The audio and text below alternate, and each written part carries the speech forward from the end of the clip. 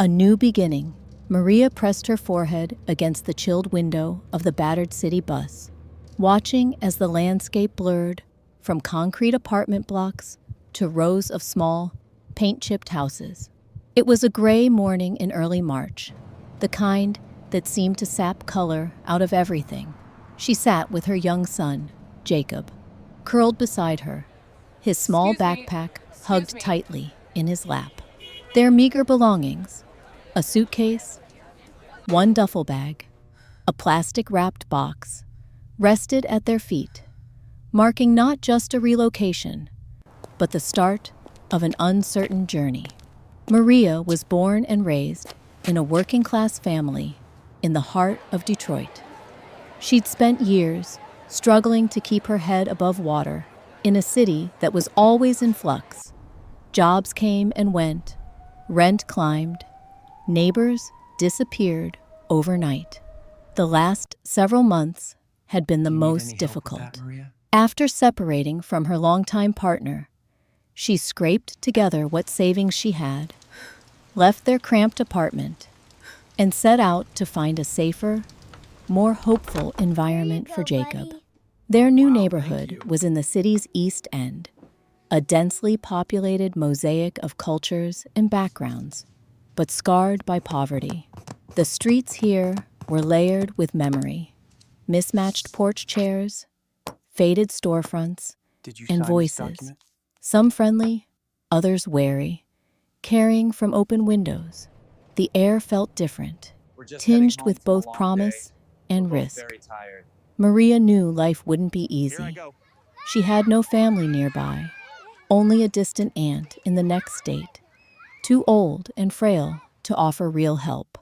Her English, though rough and accented, was passable, enough to get through job interviews and navigate city services, but not nearly fluent enough to pass for native. She'd found a small two-room apartment above a corner laundromat, its walls patched with years-old paint and noises from the street seeping in at all hours. Still, it was hers. She paid the first month's rent in cash, counting each bill in front of the skeptic landlord, and signed her name with a small flourish of hope. The first weeks felt like an endless list of firsts for both Maria and her son. She spent her days searching community bulletin boards and online classifieds, looking for anything that paid: cleaning jobs, dishwashing, stocking supermarket shelves. Every morning, she walked Jacob the 5 blocks to his new elementary school, an old red brick building with peeling murals in a tired playground. She kissed his cheek goodbye each day, hiding her anxiety behind a brave smile, and watched him disappear among unfamiliar faces. The isolation was the hardest part.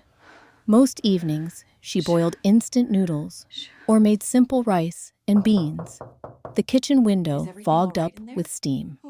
She missed the noise of her extended family back home, the laughter, the arguments, the comfort of familiar voices, even in the tough times. Now, conversation was often limited to brief exchanges at the corner store, the clipped instructions of her boss, or the friendly but cautious greetings from neighbors passing on the stairs. Jacob, sensing the tension in his mother, grew quieter.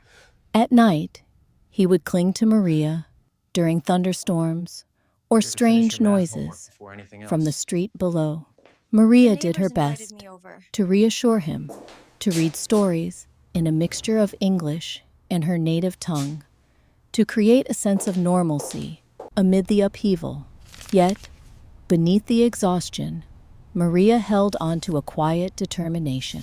She dreamed not of riches, but of stability and safety, a place for Jacob to laugh, to learn, to have a childhood unmarred by constant worry. Every challenge was another small victory. The first paycheck, a neighbor's warm smile in the hallway, a teacher's note that Jacob was adjusting well at school. As the city's skyline glowed faintly outside her window, Each night, Maria closed her eyes and breathed deeply. She had no illusions about the road ahead, but for the first time in many months, she felt the stirrings of cautious hope. Whatever the obstacles, she was resolved to face them with courage, for herself and for her son. Uncertain days, Maria's first days in the new city, blurred together, endless, colorless, weighed down by exhaustion and anxiety. Each morning, after seeing Jacob off at the school's front gates, she stepped out into a world where nothing felt familiar. The sidewalks were crowded with people rushing to catch buses or hustling to jobs in shops and delis. But to Maria, the faces mostly looked closed, and the voices around her seemed like an unbroken wave of English just out of reach. She often clutched her phone for reassurance, the translation app a lifeline she desperately wished she didn't need. Work came sporadically and rarely lasted. At first, Maria cleaned motel rooms for cash, scrubbing floors until her knuckles ached. The supervisor barked orders in clipped phrases, his eyes lingering just a second too long when she bent to empty trash. The job was gone after 2 weeks. A cousin of the owner needed the hours. That was that. Undeterred, Maria tried her luck at a bakery on the next block.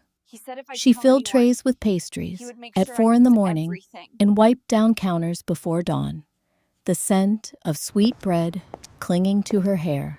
But business was slow, and hours were slashed in half by the second week.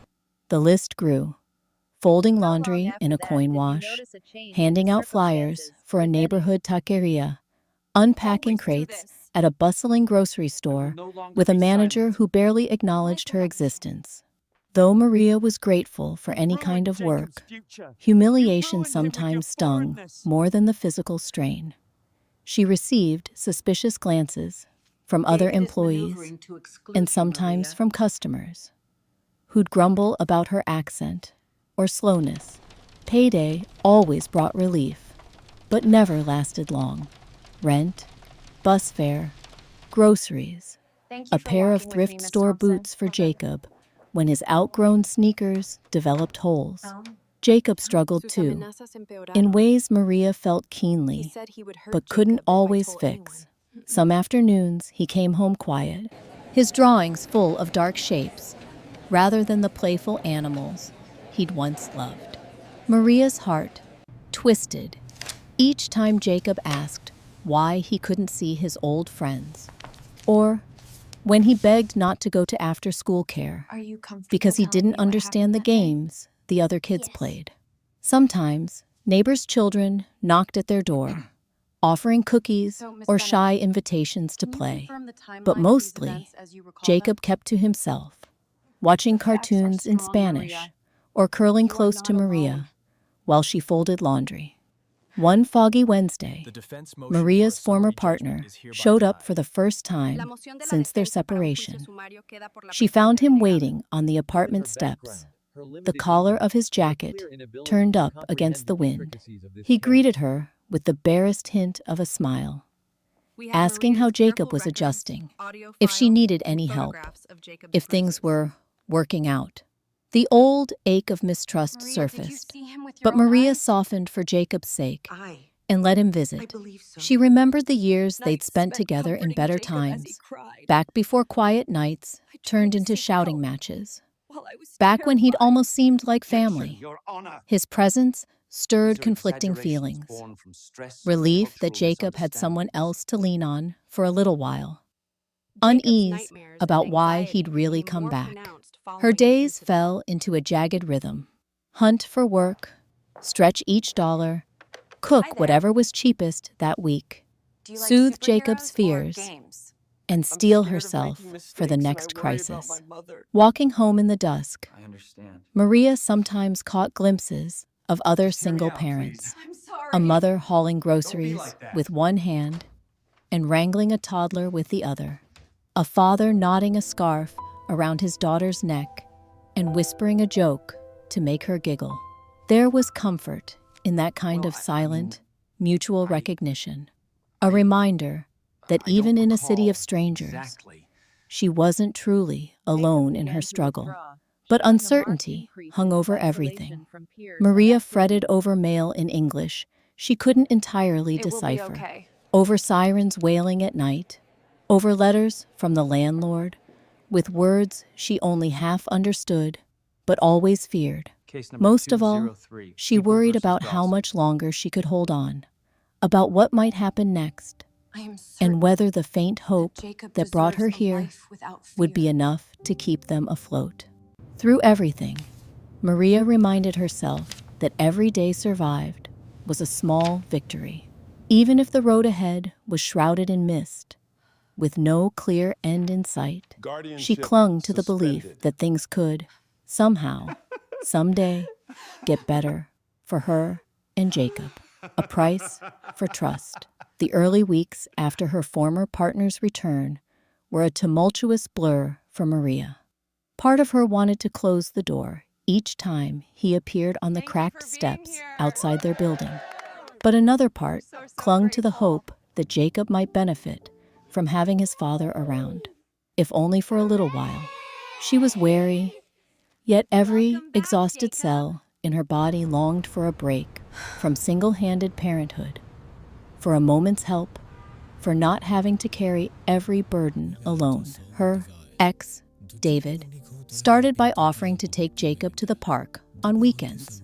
Sometimes he would arrive with groceries or pick up dinner, filling the apartment with the sense of pizza or fried chicken, gestures that for a while soothed Maria's doubts and Jacob's skittishness. Their conversations were awkward, never quite addressing the wounds of their past. But Maria found herself letting her guard down, inch by inch. David seemed changed, gentler, patient with Jacob, less prone to the temper she remembered. So, when David suggested putting his name as Jacob's legal guardian on some paperwork, just in case anything happened, he said, and it would help with health insurance, school stuff, Maria hesitated, but only for a moment. The prospect of more stability, especially in a country where paperwork could decide everything from a child's lunch to where a family slept at night, swayed her. After weeks of struggling to decipher legal forms alone, the appeal of having someone on her side felt irresistible. They went together to the notary, David holding Jacob's hand, while Maria signed a stack of forms she barely understood. The official smiled blandly, stamping each sheet, asking if she was sure about her decision. Maria tried to ask questions, but David answered for her, confident and reassuring. Later, as they rode the bus home, the city sliding past in streaks of sunlight, Maria told herself she was doing what was best for her son. At first, nothing seemed to change. David's presence in their lives became more regular. School pickups, weekends at the playground, family dinners where Jacob giggled over comic books, and Maria allowed herself fleeting visions of a quieter future. The apartment, while still cramped and noisy, seemed less suffocating with another adult to share the daily struggle. But as the days wore on, subtle shifts crept in. David grew bolder, making decisions about Jacob's schooling without consulting Maria, scolding Jacob in sharp tones that left the boy silent for hours. He started handling the mail, opening letters before Maria saw them, telling her what she needed to know, and waving off her questions.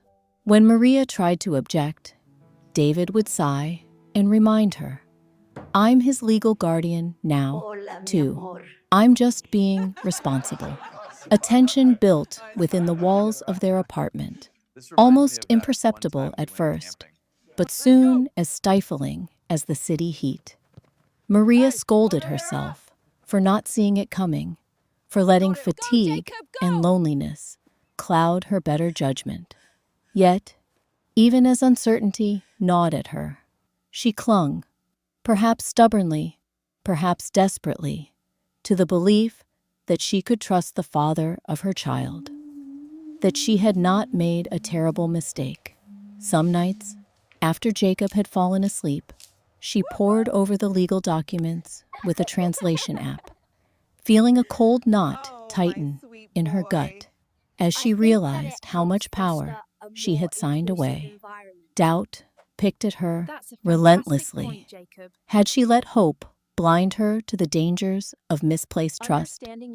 And if she had, could she still find a way back before it was too late for both herself and her son? Honey and poison. The transformation was gradual. At first, David's presence blended almost seamlessly into the rhythm of Maria and Jacob's days. He remembered how Jacob liked his cereal with sliced bananas, and he seemed genuinely pleased with the boy's attempts at drawing superheroes in crayon. It was easier, in those early weeks, for Maria to believe she had done the right thing. When David picked Jacob up from school or dropped off groceries, for a fleeting moment, Maria could almost convince herself she was no longer alone. But the honeyed surface soon revealed something darker beneath. David became obsessed with paperwork, pressing Maria to hand over the child's social security card, birth certificate, even old health insurance statements. Just in case, he would say, his tone easy and offhand. He insisted on updating forms at the school and health clinic, so things would go smoothly now that he was a legal guardian. Maria, unfamiliar with the intricacies of American bureaucracy and still hesitant in her English, let him take the lead. She signed papers when asked, trusting that she had to depend on someone. And whom else could it be, if not Jacob's own father? After a few weeks, Maria began to notice new mail arriving. Envelopes addressed to both her and David. Others marked official notice or benefits information. One morning, she found an opened bank statement on the kitchen table she had never seen before, showing a recent deposit she could not explain. David brushed off her questions. "It's nothing, just some paperwork from the state. They sometimes send a little extra for families with kids. Let me take care of it. You don't need the stress." Jacob, who had always been a sensitive child, started to withdraw. He spent more time in his room and rarely asked to go to the playground. Sometimes Maria would find him staring out the window, watching the busy street below, his comic books untouched. When she asked, Jacob would just shrug, his small fingers twisting around the hem of his shirt. On Saturday afternoons, David would take Jacob out for ice cream or drive him to the mall, returning with a new pair of shoes or a cheap plastic toy. At first, Maria told herself that this was good. After all, Jacob needed his father, and surely any kindness was preferable to lingering resentment. But sometimes Jacob came home silent and edgy, flinching when David put his hand on his shoulder or raising his eyes to Maria, as if searching for reassurance. Maria pressed him gently for answers, but he retreated further, refusing to say what was wrong. Money became a source of tension. David insisted on combining their finances. "It's easier for taxes," he explained. "We'll get more benefits for Jacob if the government sees us as one unit. Trust me, it's for you and the boy." One day, he handed Maria a new debit card, her name under his, and told her to use it for groceries. But when she tried, the card was declined. Afterwards, David dismissed it. Just a bank error. They happen all the time. But soon, he started keeping the cards and telling Maria exactly how much she could spend each week. She began to feel the walls closing in. Her phone calls with relatives, already rare due to time zones and money, became more strained. David would listen in, sometimes outright asking who she was talking to, or interrogating her later, about what was discussed. When Maria chatted with the neighbors downstairs, or lingered a few moments after school pickup, David would act hurt or accuse her of wasting time that should be spent at home. Inside their apartment, little things became battlegrounds.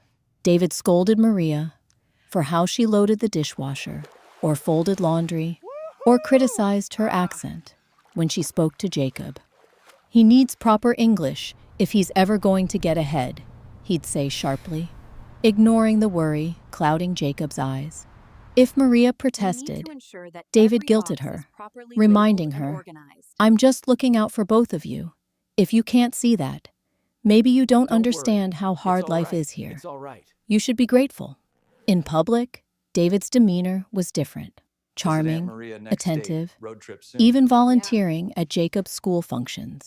Teachers complimented Maria for having such an involved co-parent, and neighbors would call David a stand-up guy. Alone, however, David's mask would slip. He sometimes raised his voice with Jacob for small mistakes, accusing him of being ungrateful or too soft.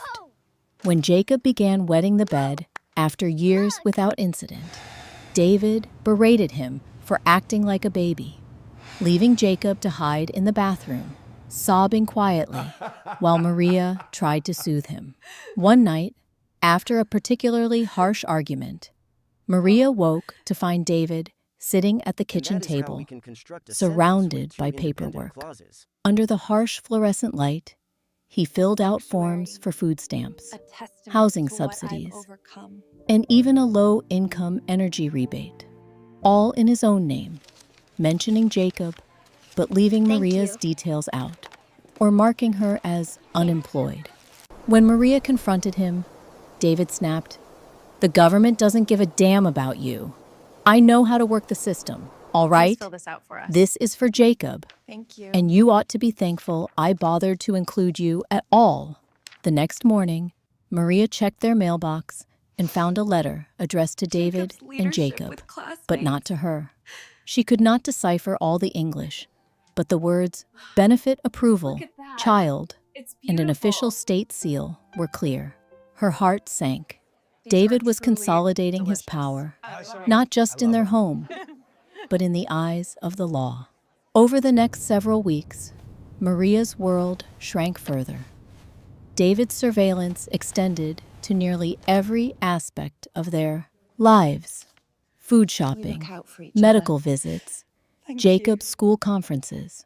On her few solo outings, buying groceries or laundry, she noticed David would call repeatedly, sometimes arriving by coincidence to check on her. The little freedoms she'd guarded fiercely since leaving him had begun to erode. For Maria, the emotional toll was heavy. She grew anxious and forgetful, sometimes burning dinner or missing appointments.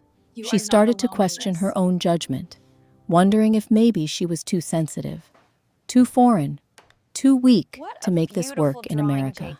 Each evening, as Jacob's quiet sadness weighed on her, Maria's own doubts multiplied. Yet beneath the fear was the acrid taste of betrayal.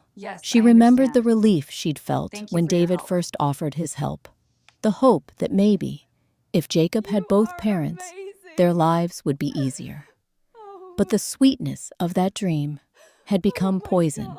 Every gesture of generosity overshadowed by control, every promise of security marred by manipulation and greed.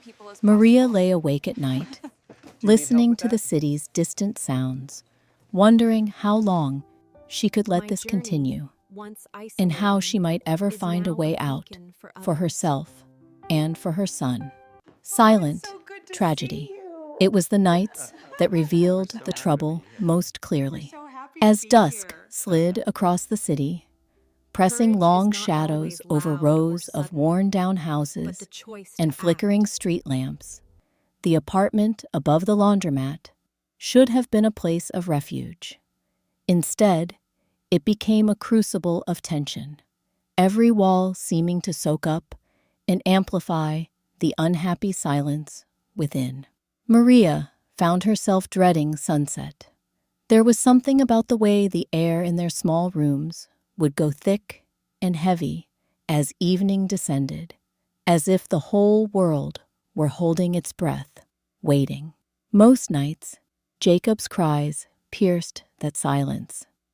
At first, they were soft, barely more than whimpering, behind the thin door to his room. He'd wake trembling, his sheets twisted and damp, face shiny with sweat and fear he couldn't put into words. Maria would come as soon as she heard, pressing his small body to her chest, murmuring comfort in a blend of English and the gentle lullabies of her own childhood. But as the days grew heavier and the atmosphere in their home more strained, the crying only grew sharper, sometimes echoing down the hall late enough to startle awake a neighbor or two. The first time a neighbor gently knocked to ask if everything was all right, Maria's cheeks burned with shame. She stammered an apology, explaining away the noise as just bad dreams. The neighbor, a tired-looking woman 3 doors down, nodded with transparent skepticism, but offered a soft, understanding smile before retreating. Maria closed the door with trembling hands, the humiliation prickling under her skin. For hours afterward, Jacob's nightmares became a nightly event. He was withdrawn and nervous, jumping at unexpected sounds, lingering at Maria's side long after a boy his age would have gone back to sleep alone. Daylight didn't bring much relief. At school, Jacob's teachers sent home notes. He was having trouble concentrating, refused to join group activities, sometimes burst into tears without clear cause. His colorful, imaginative drawings, once a source of pride on the refrigerator door, were replaced by stark shapes and dark scribbles. Maria watched her son withdrawing into himself, but could not find the words or strength to pull him out. David's presence only deepened the fractures. Though he maintained a courteous face in public, at home his mood darkened swiftly. He snapped at Jacob for simple mistakes, spilling milk, taking too long to tie his shoes, or failing to answer quickly enough when spoken to. Maria's protests were met with indifference or veiled accusation. "You're soft on him. That's why he's such a crybaby." When Jacob's night terrors left him wetting the bed, David reacted with sarcasm and open disgust. "He's not a baby, Maria. You're coddling him. Let him grow up." Jacob would flinch, shrinking into silence. And Maria's anger mixed with helplessness. She feared standing up for Jacob outright would only provoke David further. The atmosphere tightened further with each passing week.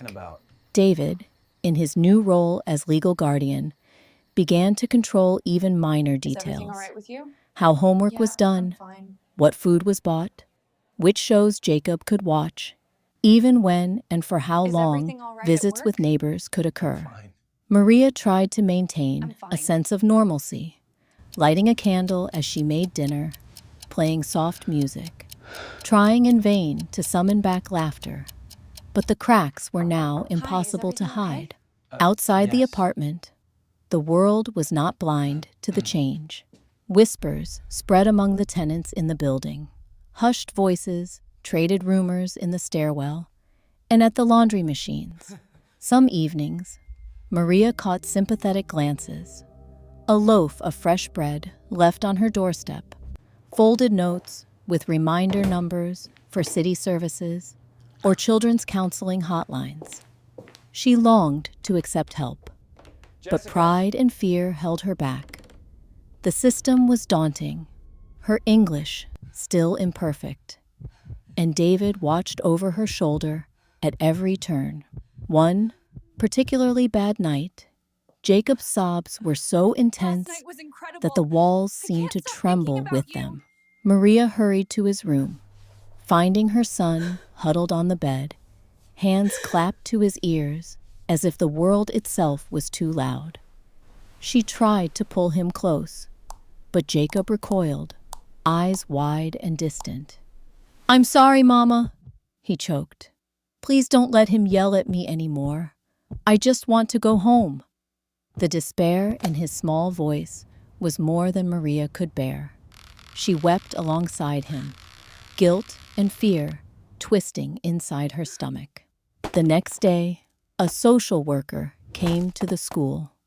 Maria was summoned for an urgent meeting. The school counselor, a gentle man with patient eyes, explained that teachers were concerned. Jacob's sudden slide into silence, his sadness, even bruises they couldn't quite account for. Maria sat frozen, torn between a desperate urge to tell someone everything and the paralyzing fear of what might follow. If she accused David, would she lose Jacob altogether? Would anyone believe a struggling, accented single mother over a well-spoken American father? David, for his part, became even more controlling once he learned social services might be involved. "Don't say anything bad about me," he hissed that night, cornering Maria in the kitchen. "If something happens, remember it's you they're going to blame first. They'll never trust some immigrant woman over me." She trembled, but made no reply. Focus. Hatred and fear warring task. silently in her chest. Weeks slipped by in this grinding routine of worry and dread. Jacob's sleeping and eating habits worsened. He stopped playing outside altogether, spent hours curled up on his bed, clutching a worn stuffed animal until the fur grew thin. He has Maria, no idea. always exhausted, wore herself out working extra He hours, has no idea. hoping a little more money might buy a new beginning, or at least spare Jacob some misery. The apartment itself seemed to shrink, every corner echoing with the anguish that now dominated their lives. On rare mornings, Maria stared at her own reflection as she got Jacob ready for school and saw new lines of fatigue and worry etched into her face. She knew she could not let this continue, but what options did she have? Her heart screamed for help, but her mind recited the endless list of barriers: language, fear, isolation, and above all, the clause of the legal arrangement she'd agreed to in a moment of hope. Each day, the tragedy in their apartment grew more silent and more complete. A private suffering, witnessed only by the thin, listening walls, and the few neighbors who dared to look. As a chilly spring rain battered the city one night, Maria stood by the window, watching taillights fade in the distance. Jacob slept beside her on the couch, face pale and slack with exhaustion. The city outside felt impossibly vast and indifferent. For the first time, Maria recognized that she could not wait for things to improve on their own. She would have to do something, and soon, before her son's silent cries faded to nothing. The tragedy unfolding in their home, so easily missed by the world outside, pressed at her from all sides. With fists clenched and resolve awakened by her child's pain, Maria knew that the silence could not last forever. The final decision. Maria had never thought of herself as brave. Survival, for her, had always meant endurance, carrying weights so heavy she'd stopped noticing their presence. But one May morning, sitting at their battered kitchen table, with sunlight barely finding its way through the smudged window, something inside her shifted.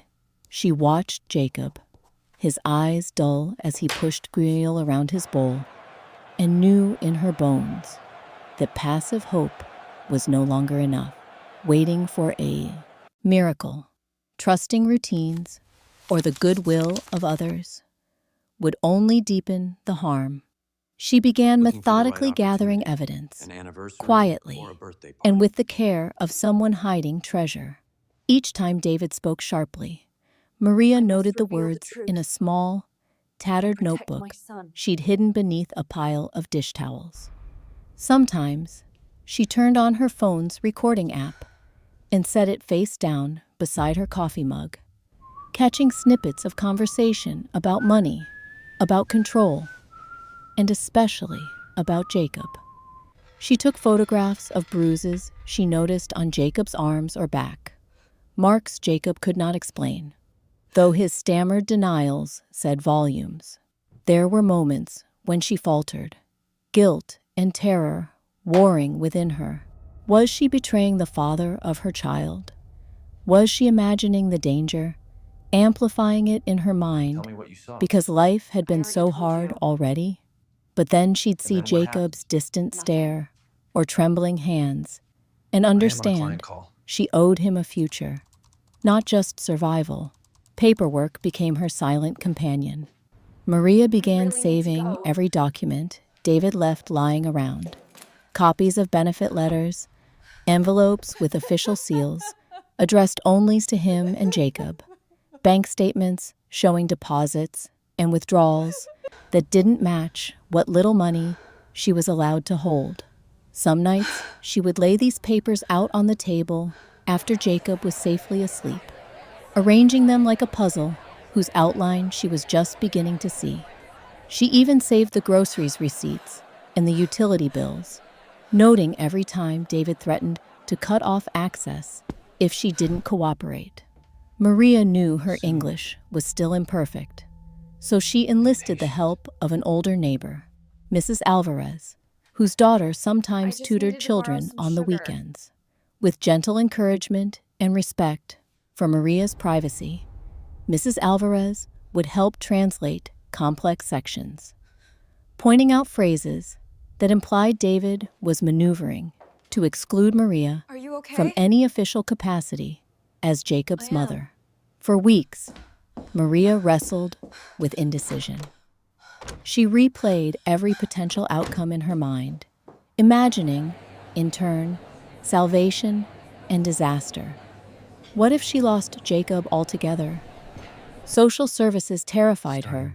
Stories had flown through their immigrant community of children taken from loving, overwhelmed parents who simply couldn't explain their circumstances in faultless English. What if the authorities decided she was the unfit one, alone and foreign, versus a father so skilled at presenting himself as stable and involved?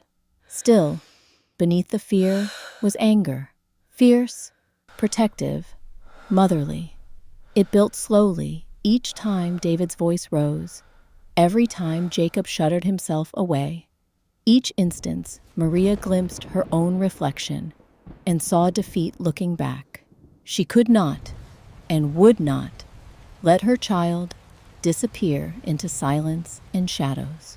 So, one night after Jacob had fallen asleep, Maria gently pressed her lips to his forehead, then sat upright in the darkness, staring out at the rain-streaked glow of streetlights and making her final decision.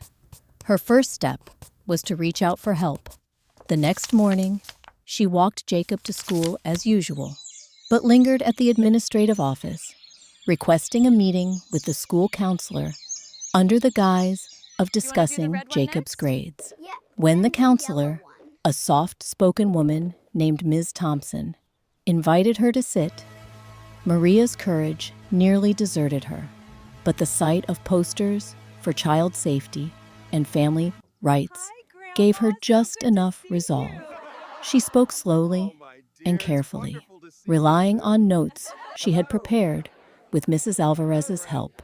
She explained, through tears and long pauses, the changes she had witnessed in Jacob, the threats from David, and her growing fear that official documents had left her powerless. Ms. Thompson listened intently, taking careful notes and asking permission to involve a translator for future conversations. She thanked Maria for her honesty and bravery, assuring her that the school had a responsibility to protect every child, regardless of background or mother tongue. With the counselor's support, Maria made her way to a neighborhood legal aid center, clutching a folder of evidence so tightly her knuckles went white. The waiting room was filled with people just like her. Tired faces, anxious eyes, hope mingled with resignation. When her turn came, Maria explained her situation as best she could, presenting documents, photographs, and recordings as proof. The volunteer attorney, a young woman with patient eyes and a reassuring smile, nodded as Maria laid out her story, then asked careful, detailed questions. It was an agonizingly slow process. Background checks, emergency filings, translation of documents, and cautious, respectful interviews with Jacob. Through it all, Maria's anxieties resurfaced daily. One evening, David confronted her, suspicion in his eyes, but Maria held her ground, repeating only that she would no longer be silent. He threw insults her way, accusing her of ruining Jacob's future, blaming her foreignness and ignorance for every hardship. But Maria's resolve was sharper than ever. Each threat only clarified the necessity of her decision. What surprised her most was the unexpected tide of support. Neighbors who had once only nodded in the hall, offered warm bread, watched Jacob after school, or accompanied her to appointments.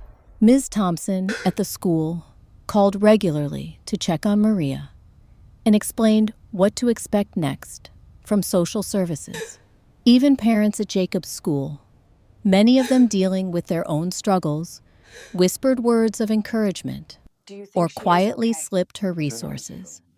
Numbers for advocacy groups, food banks, parenting support centers. Day by day, Maria's sense of isolation weakened. The legal process was intimidating, and every court date was a trial of nerves, but she was no longer facing it all alone. She walked to each meeting with her chin a fraction higher, clutching her proof not just of David's manipulations, but also of her love and her right to protect her child. The night before the preliminary custody hearing, Maria lay in bed, sleep eluding her. In the dark, Jacob rolled over, half awake, and reached for her hand. "Don't be scared, Mama," he whispered, voice raw and young. "You always tell me to be brave." Maria squeezed his fingers gently, swallowing tears that were equal measures, exhaustion, and hope. In that moment, Maria realized that courage isn't always loud or sudden. Sometimes, it's the choice to act slowly, doggedly, and in fear, simply because the ones we love are worth every risk. Her final decision, forged in heartbreak and steeled with hope, was not just for herself, but for Jacob's right to grow up in safety and to dream again. The battle for justice. Maria had always associated the word court with distant images from television. Judges in black robes, wooden benches, the echo of a gavel. She'd never imagined she would stand in such a hall, heart pounding in her chest, her hands sticky with nerves. Yet, on a gray Monday in June, that was where she found herself. Maria sat stiffly in the waiting area outside the family court, clutching a folder heavy with evidence, printouts of text messages, blurry photos of bruises, carefully cataloged bank statements, and the small notebook containing her months of careful observation. The attorney from the Legal Aid Center, Ms. Bennett, arrived early that morning, offering Maria a gentle smile and reassurances that their preparation had been thorough. All around them, other families, huddled with advocates and social workers, voices hushed and anxious, faces lined with hopefulness or dread. Maria saw in them No, Sarah, reflections of please. herself, exhausted parents fighting invisible wars for their children. David, in contrast, looked entirely at ease. He wore a sharp suit Maria had never seen before and greeted the clerks and bailiff with casual confidence. When their eyes met, his smile was cold and mocking, as if to remind her of all the times he'd declared she would never win against him, against the system. For a moment, doubt clawed at her, but Ms. Bennet squeezed her elbow. "The facts are strong, Maria. You're not alone." The proceedings began with the routine formality of roll calls and legal jargon, terms Maria struggled to follow, even with the help of a court interpreter sitting beside her. The judge, a woman with gray hair pulled into a severe knot, listened intently as each side laid out its arguments. David presented himself as a responsible father, emphasizing his deep concern for Jacob's well-being and his efforts to maintain a stable home. His lawyer painted Maria as overwhelmed and unfit, poor, foreign, struggling with English and the pressures of single motherhood. Maria's heart pounded as Ms. Bennet stood. With measured clarity, her attorney highlighted the manipulation and control that had infiltrated Maria's life since David re-entered it. She presented the evidence: Maria's careful records of financial restrictions, audio files of David's threats, photographs of Jacob's bruises, letters from teachers and neighbors documenting Jacob's emotional distress. The judge asked pointed questions, sometimes requiring Maria to answer directly. With trembling hands, Maria described nights spent comforting Jacob as he cried, David's outbursts, and her own attempts to reach out for help, even while terrified of what might happen. Throughout, David's lawyer objected, calling Maria's claims exaggerations born from stress and cultural misunderstandings. But as the social worker testified, corroborating Jacob's withdrawal, describing conversations about nightmares and the visible anxiety in the home, even the judge's stern expression softened with concern. The case, it turned out, was not to be decided in a single day. Courtrooms moved at the pace of paperwork, and the judge ordered further evaluations, including a formal child advocate to speak privately with Jacob. Over the following weeks, Maria's fatigue became bone deep. There were countless appointments, interviews with counselors, home visits from social services, meetings with her attorney, and community sponsors who helped translate legal letters. For Jacob, the process was as bewildering as it was terrifying. At first, he clung to Maria anxiously before every meeting, eyes wide with fear. But the advocate sent by the court, a gentle woman named Mrs. Lewis, had a quiet way of making him feel safe. In their meetings, she asked about superheroes and favorite games before carefully suggesting questions about home life. Bit by bit, she learned of the things Jacob never dared put into words: his fear of making mistakes, his worry about his mother, his confusion at the sudden changes in how his world was controlled. The challenges multiplied as David pushed back. He attempted to marshal the support of neighbors, some of whom he'd charmed in the hallway. Others simply chose to stay silent, not wanting to be involved. He tried to paint Maria's evidence as vengeful or fabricated. Still, there were those in the community who stepped up. Mrs. Alvarez wrote a letter explaining Maria's diligence and kindness. Jacob's teachers detailed the sudden shift in his behavior and learning. And even Ms. Thompson from the school attended to speak about the child's gradual isolation. During breaks between hearings, Maria found unexpected comfort in the solidarity around her. Other parents shared knowing glances. The legal aid staff brought her coffee and quietly reminded her that what she was doing took immense strength. Jacob's friends' parents offered rides, dinners, and whispered words of encouragement in Spanish and English. The strength of these small gestures left Maria both humbled and empowered. David's confidence began to crack as the evidence and support built.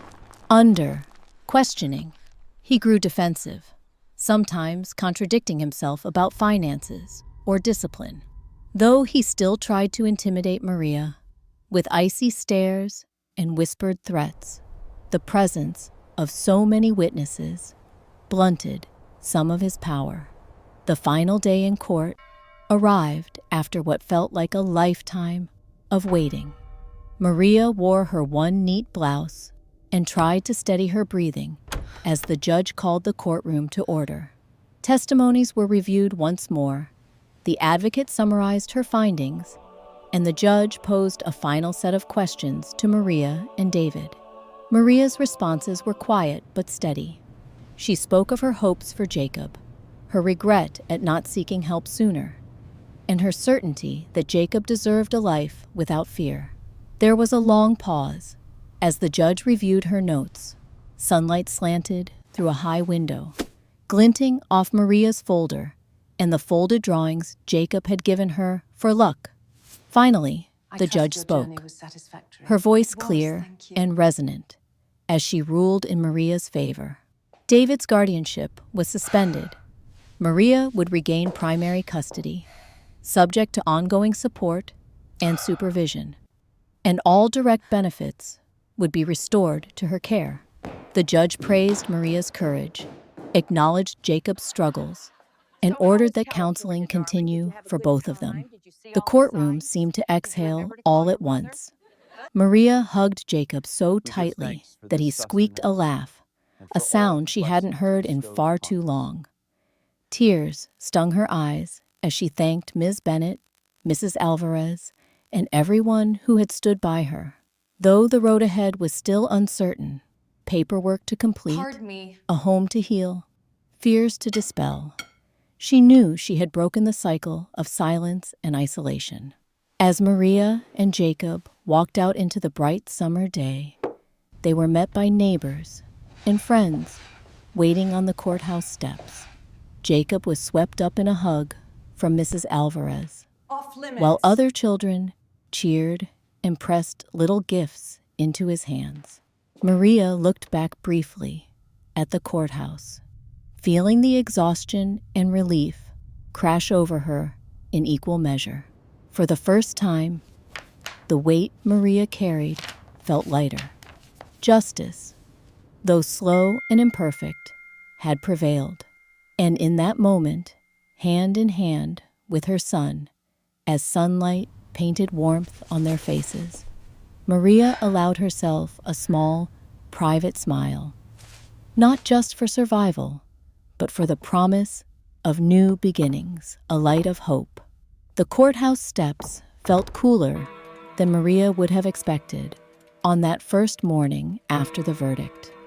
She and Jacob sat side by side, the city's noise swelling and falling, their hands intertwined so tightly that neither seemed willing to let go. All around them, the world sped on. Buses chugged down the avenue, a cluster of pigeons bobbed and scattered, and soft sunlight curled over the nearby buildings, painting everything with the gentle hue of summer's rise. For the first time in months, Maria's shoulders sagged, not from fear or exhaustion, but from a release she barely dared imagine. The weeks leading up to the judge's ruling had seemed never-ending. Now, the tension gradually ebbed, replaced with something unfamiliar. Hope. It was tentative, fragile at first, but it was there. A slender flame that even the smallest kindness could keep alive. Within days, the effects of the court's decision began to ripple through their lives in ways Maria had not anticipated. The most immediate change was a sense of security. A lawyer from the Legal Aid Center walked her through the next steps, explaining what documents needed to be updated, who to contact to reestablish her rights for school communication, and how to apply for benefits for herself and Jacob instead of through David. Though bureaucracy still loomed, Maria no longer faced it alone or in ignorance. Mrs. Alvarez volunteered to help her sort through paperwork, and Ms. Thompson from the school offered to call state offices with her, smoothing out any confusion that arose from Maria's accent or unfamiliarity with forms. Word of the family's struggle and victory spread quietly through the apartment building and into the neighborhood. It began with Mrs. Alvarez, who could not help but share Maria's strength in the face of adversity with her friends at the market. From there, the community mobilized. The local church, one that Maria and Jacob had visited occasionally during holidays, organized a small food drive in their honor. Neighbors, who rarely did more than nod in the hall, suddenly appeared at their door with offerings. A pot of soup left on the landing, an envelope containing bus tokens, a handwritten note offering childcare if Maria needed a few hours to herself. The outpouring was humbling, and Maria cried, this time with gratitude, at the sight of so much support. Jacob blossomed with startling speed now that the threat of being removed from his mother's care had passed. Gone was the child who flinched at sharp noises or shrank into silence. Gradually, he laughed again, his voice ringing clear in their apartment as he danced around the living room, inventing superheroes and marshaling armies of pencil stubs and toy cars. At school, his teachers sent notes home with delighted comments. Emily, I don't think that would be Jacob appropriate. had participated in group games, drawn pictures filled with color, spoken up in class. The change was gradual, but undeniable, a slow return to light after a very long night. With David's presence officially limited and monitored, Maria found that her own boundaries, so often ignored or trampled, grew stronger. On days when paperwork seemed endless, or when old doubts tried to take root, she forced herself to remember Ms. Bennett's words from court. You are your son's guardian in more ways than one, Maria. You know what he needs, and you've already proved that your love is stronger than any piece of paper. Bit by bit, Maria and Jacob built new routines, filled not with fear, but with possibility. They attended neighborhood gatherings, sometimes organized by the church, sometimes just by parents looking to trade clothes or share news. Maria offered to help at bake sales and found that her cooking, so heavily influenced by her childhood home, was a hit among neighbors. Each compliment on her empanadas or pastries became a balm, proof that she was not invisible here. Friendships grew among the other mothers, some single, some struggling, all undeniably resilient. Financially, things remained difficult, but hope gave Maria endurance for the slow, steady climb. The community center provided connections for part-time work that fit around Jacob's school schedule. No, it couldn't be. She cleaned homes for other parents, What if I said that sometimes instead? sewing for a local thrift shop in the evenings, all the while saving every spare dollar for emergencies. When the church announced a fundraiser to help her cover an overdue utility bill, Maria was at first embarrassed, but neighbors gently insisted, "We look out for each other. That's what makes us a community." The weight of poverty was still heavy, but it was no longer Maria's alone to carry. With safety and structure restored, Maria introduced small joys to their lives. On Friday nights, she and Jacob would take out library books and read together, alternating between English and their native language, so Jacob would grow comfortable in both. Saturdays were reserved for long walks in the nearby park, where Jacob climbed jungle gyms and Maria sat beside other parents, trading hopeful stories about the future. The anxiety that used to settle in her stomach each dusk no longer pressed so sharply. She began to notice the colors of the city again, the blue awnings of little shops, murals brightening empty walls, jacaranda trees bursting with blooms where before she saw only gray. Through all this, Maria never forgot the many faces, professional and neighborly alike, who had guided her through darkness. She resolved to give back, promising herself that when she was able, she would become a resource for others in need.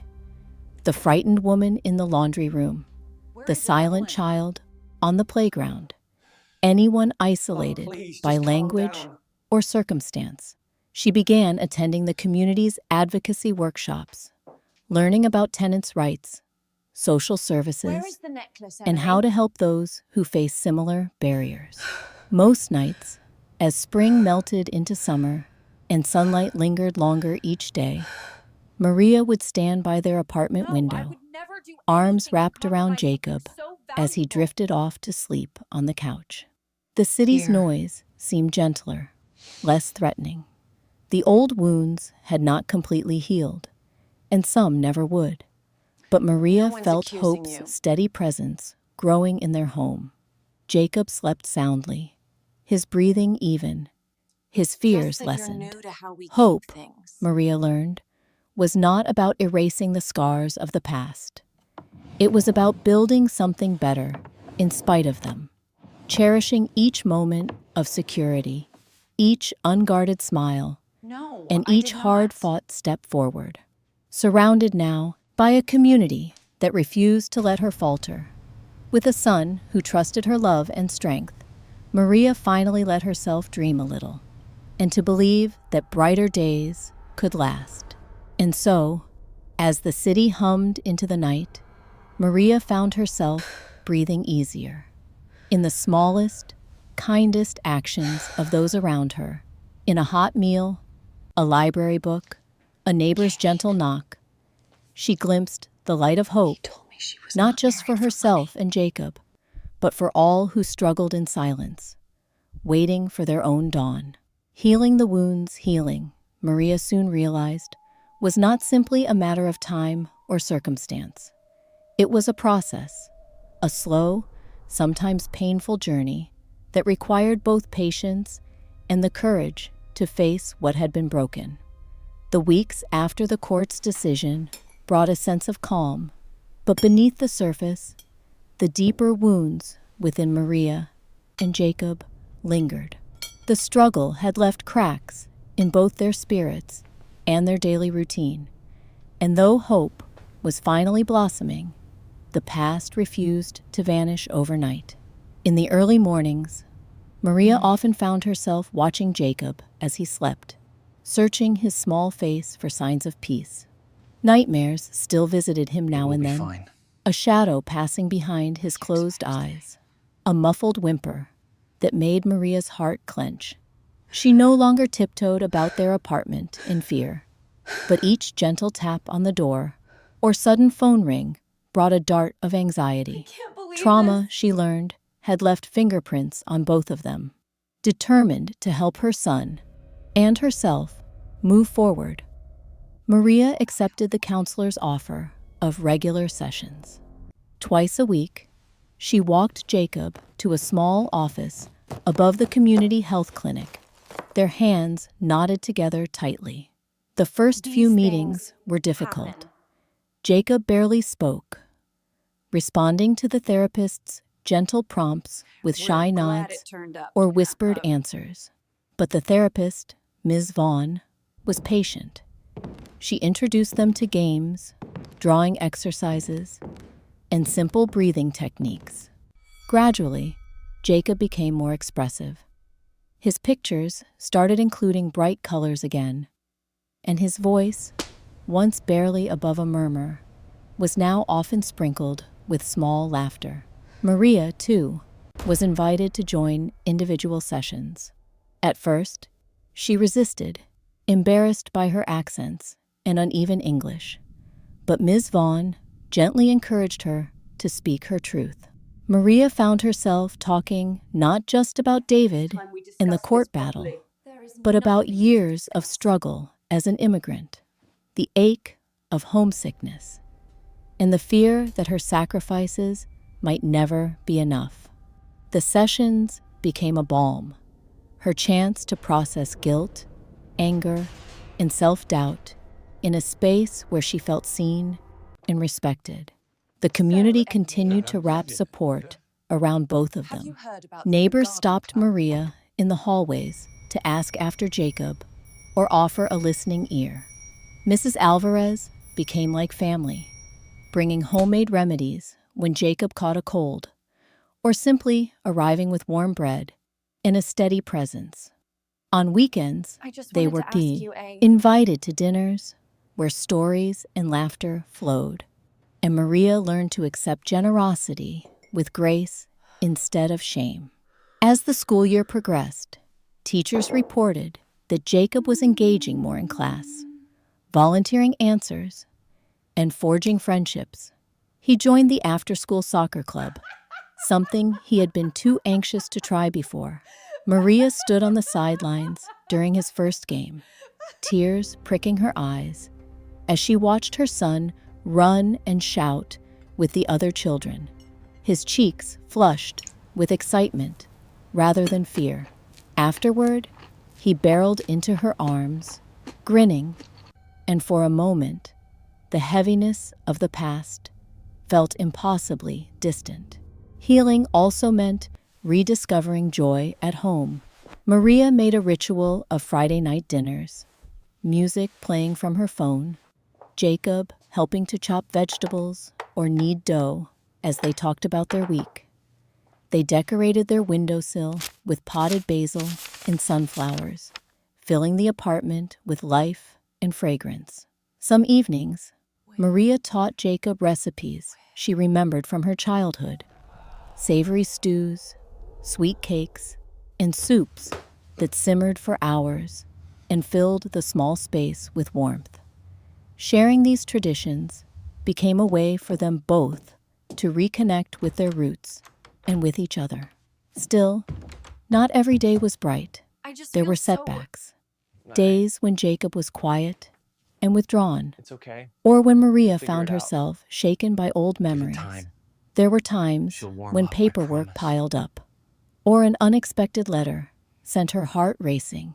A brief return to the world of anxiety she had fought so hard to escape. But with every challenge, mother and son learned new ways to cope. They leaned on each other, finding comfort in small, daily affirmations, a whisper of encouragement before school, a gentle squeeze of the hand, a promise whispered at bedtime that they would never be alone again. Maria also grew stronger in advocating for herself and Jacob outside the home. Each month, she attended meetings at the community center, learning about renters' rights and how to access mental health services. She volunteered to help other immigrants navigate the bewildering world of paperwork and applications, using her hard-won knowledge to empower women who echoed her old sense of fear and uncertainty. The act of helping others, Maria discovered, was a powerful force for her own healing. Every time she translated a letter or shared a story, the shame and isolation she once felt grew smaller. Jacob, too, found new confidence. With the encouragement of his teachers and friends, he stood up at a school assembly and read a short essay about his favorite superhero, one he invented, who had traveled far from home and learned to be brave. Maria sat near the back, tissues clutched tight, moved beyond words by the transformation in her son. As seasons changed, reminders of their old life faded into the background. Maria and Jacob established new routines: Saturday mornings at the park, afternoons at the library, and Sunday dinners with friends who were now more like family. They even saved enough for a small weekend trip out of the city to a lake where Jacob splashed in the shallows, unburdened by fear or the memory of hard days. That trip, brief as it was, became a symbol for both mother and son, a testament to the possibilities that healing could bring. Perhaps the most profound change was internal. Maria no longer questioned her worth or let shame dictate her choices. She found beauty in her accent, in her resilience, in the patchwork family and friendships she and Jacob had built. Healing was not about forgetting or erasing the pain, but about learning to live with it, to let it make room for compassion and strength. In the quiet hours of the night, when Jacob slept peacefully and the city outside pulsed with its usual rhythm, Maria sometimes reflected on how far they'd come. The journey had been grueling, the wounds real and lasting, but within their small apartment was a living, breathing testament to the power of healing, a promise that, with time, love, and the support of a caring community, even the deepest wounds could begin to close. Looking toward the future, summer's warmth settled over the city, transforming cracked sidewalks with blooms of dandelion and drawing neighbors into the gentle buzz of community life. The days unspooled with a sense of invitation that Maria no longer met with suspicion, but with open arms. For perhaps the first time in her years here, she woke not to worry, but to quiet possibility, a sense that today and every day forward could be built on her own terms. Jacob's world, too, had shifted. His confidence, once so fragile, was now evident in the way he bounded down the apartment stairs, backpack bouncing, ready for each new adventure. At the park, he darted from swings to monkey bars, always checking to make sure Maria watched his latest daredevil feat. Gone was the shadow child of last winter. Jacob moved through the world with laughter in his throat and stories on his lips. Their home, above the laundromat, once marked by tension and silence, had become a haven stitched together by the rituals of their new life. Morning started with Maria's favorite music, drifting from an old radio, filling the kitchen as she sipped her coffee in peace. Postcards and photos, gifts from new friends, brightened the once bare fridge. On the windowsill, Jacob's row of painted rocks mingled with pots of basil and mint, promising fresh flavor in simple meals. As the weeks turned to months, Maria shaped her days with intention. Her cleaning jobs had grown from scattered shifts to a reliable routine, thanks in part to recommendations from neighbors. She even picked up occasional work at the local church, preparing meals for events or helping decorate for holiday festivals. Each paycheck, though modest, was a small victory, evidence that she'd carved out dignity and stability amid circumstances that once threatened to overwhelm her. Jacob's school was now a place of excitement instead of anxiety. He made new friends easily, children who invited him to after-school soccer or into their homes for birthday parties. With support from teachers, he joined the art club and delighted in every chance to share the vibrant, superhero-filled worlds he created on construction paper. Each parent-teacher meeting brought news of Jacob's progress, his growing ease with English, and his leadership with classmates. More than once, Maria blinked back tears at these simple affirmations. each one erasing a little more of the heartbreak they had You had both an endured. outstanding first day. Their circle of support flourished. Mrs. Alvarez, ever patient and protective, became the abuela Jacob had missed, offering gentle wisdom or watching him for an evening so Maria could attend workshops at the community center. The center itself grew into a place of belonging. Not only did Maria access resources for parents, but she began volunteering, translating documents, greeting anxious newcomers, or helping organize food drives that once would have been aimed at her. It surprised Maria how naturally advocacy seemed to blossom from her recovery. One Saturday morning, she found herself at the front of a room, sharing her story with a small group of immigrant mothers. She spoke softly at first, her voice trembling from old nerves. But the women listened, and slowly, questions and laughter replaced silence. Maria realized her journey, once so isolating, was now a beacon for others in the darkness she'd known all too well. Jacob, too, showed a desire to help. When a new boy joined his class, shy, speaking little English, Jacob remembered his own struggles and became a trusted guide. He insisted on bringing homemade cards to friends in the hospital and used his savings from raking leaves to buy a birthday gift for a classmate whose family was struggling. Maria watched these acts, her heart swelling with both pride and relief. Jacob's kindness was not just resilience. It was a sign of the life she'd fought so fiercely to reclaim. The future, once a clouded question mark, now felt both tangible and warm. Maria and Jacob dreamed openly. They made a list, displayed on the fridge, of hopes for the months ahead. A trip to the public pool, joining the after-school reading challenge, learning to ride the city's bikes, and someday, visiting Maria's aunt together in the next state.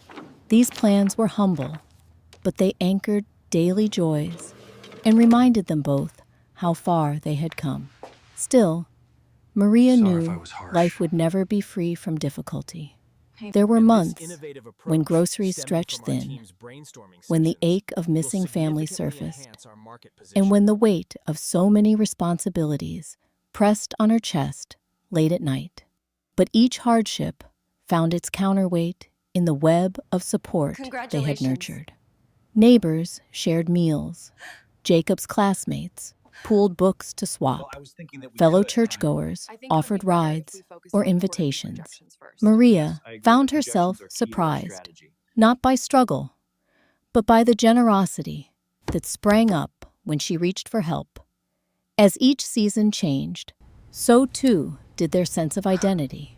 Maria began attending English classes, not out of fear or desperation, but out of ambition, hoping to someday earn a better job or share more fully in Jacob's world.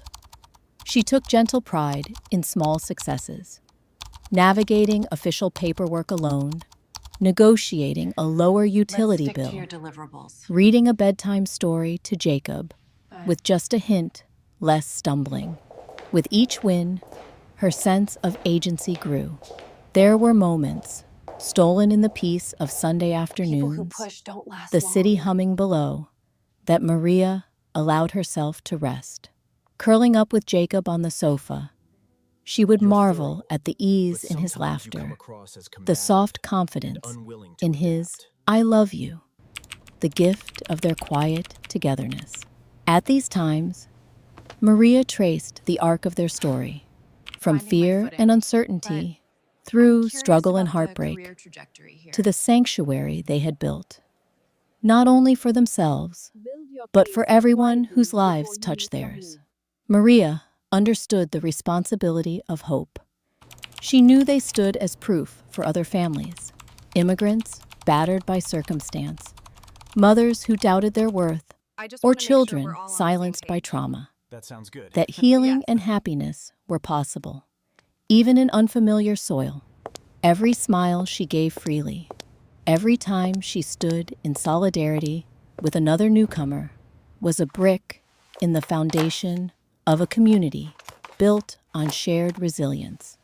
Looking toward the future, Maria trusted more deeply, not only in her own strength, but in that of her son, in the world they helped shape. She dreamed no longer of escape, but of roots, of a home where Jacob could thrive, of friendships that bridged difference, of a city transformed by compassion and courage, one small kindness at a time. As dusk fell over the city and new lights flickered on in windows up and down the street, Maria stood at the window, Jacob's hand in hers. Their journey had wound through storms and dark valleys, but together they looked ahead, knowing finally that every sunrise belonged to them. The future was not only possible, it was theirs to build.